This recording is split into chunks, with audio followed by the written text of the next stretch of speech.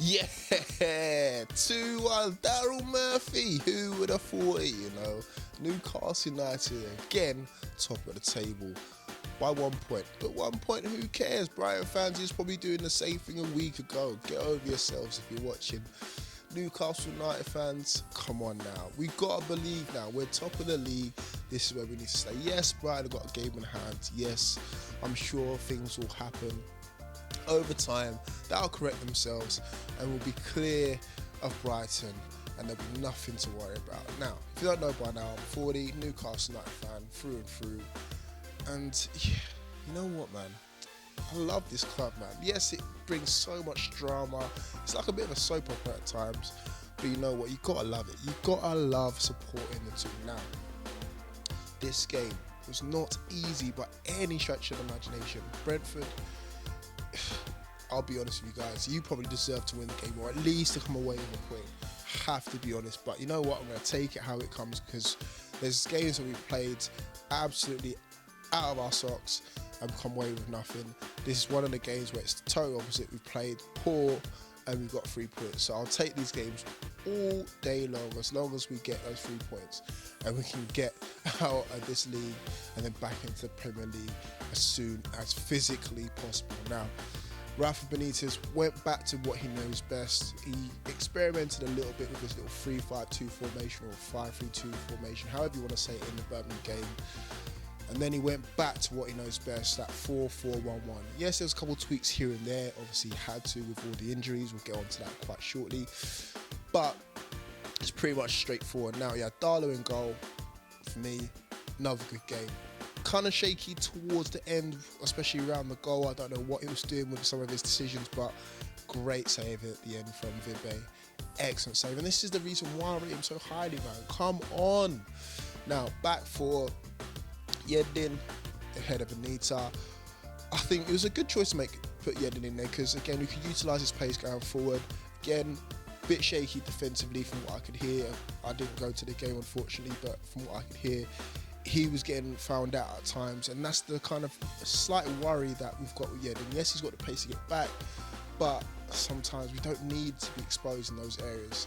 Lascelles and Kieran Clark, standard, done it as well as, you know, pretty much in there like swimwear all the time. In midfield, Richie one side, Goofer on the other side. Both had okay games, nothing too standout-ish. In the centre midfield, Colback again, okay. Hayden obviously went off with an injury.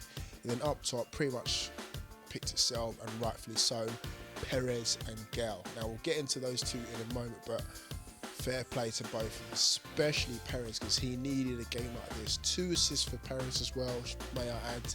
He needs games like this because Diame was just getting slightly ahead of him in that number 10 role, because obviously they're both competing for the shirt.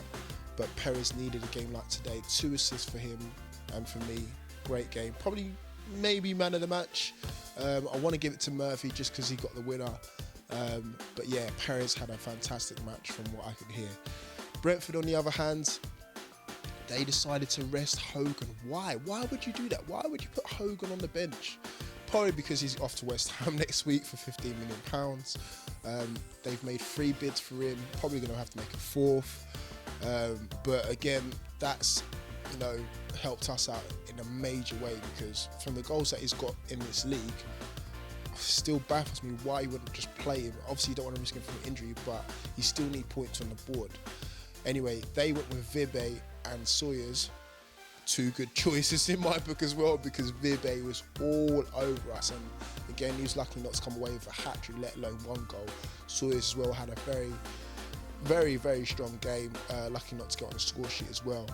Now, Newcastle United got off to a great start. It's good to see that we're maintaining this, but in true Newcastle United style, we always tail off towards the second half, and we're lucky not to get just dominated in the second half. If we're up against better opposition, no offence Brentford, but if we're up against better opposition who can finish, we'd get beaten every single week, because we go ahead 1s and 2s, pretty much 1-0 most of the time, and then we get pegged back in the second half, and it's the same this one as well. Luckily, we had Captain Murphy, or not even Captain Murphy, but Super Murphy, to come to the rescue and get us the winner. But again, I'll get onto that. I'm getting ahead of myself, getting ahead of myself. So we had a chance in the first half.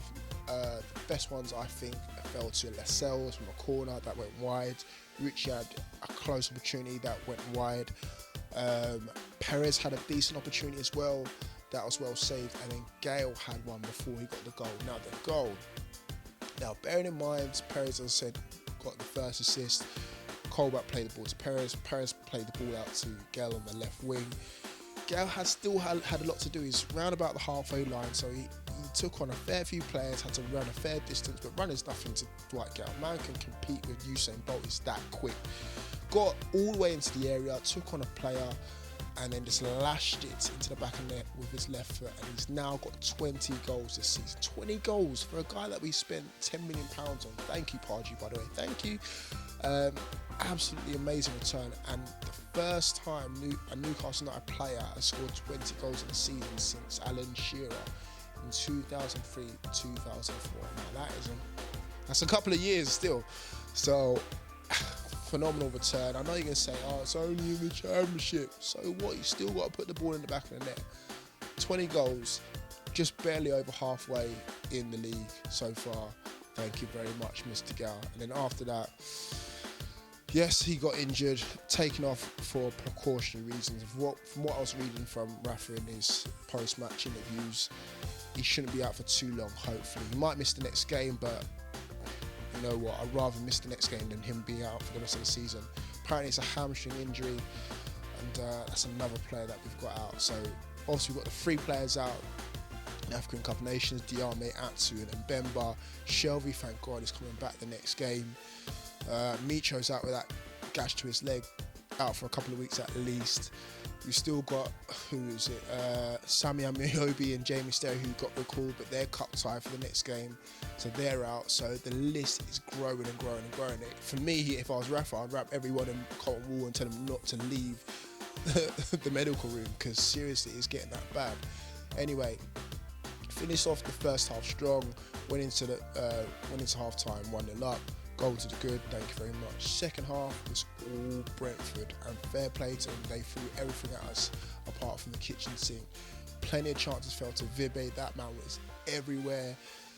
I don't even remember him from the first game, but it was great to see Brentford coming out like that, because in such a small stadium, but the fans on top of the yard, small pitch, so it's really compact. It's just great to see that end-to-end football, and Brentford were chucking everything at us, and most of it was going through Vibe. Obviously he got his just rewards around about 52 minutes. Corner ball came in. For some reason Darlow kind of went to the ground and punched it like at the edge of his area. I think he should have punched it out, or maybe even tried to catch it. Ball got flicked in, he made another save on his line, and then the third opportunity fell to Vibe, taps it in. Brentford are 1-1, and then you know what, it's all Brentford from now on. Had plenty of more opportunities, probably the best one, or a couple of the best ones, fell to Vibe again. Great save by Darlow with his feet. Then they hit the post, and I'm thinking, you know what, we're lucky to come away with a point at this stage.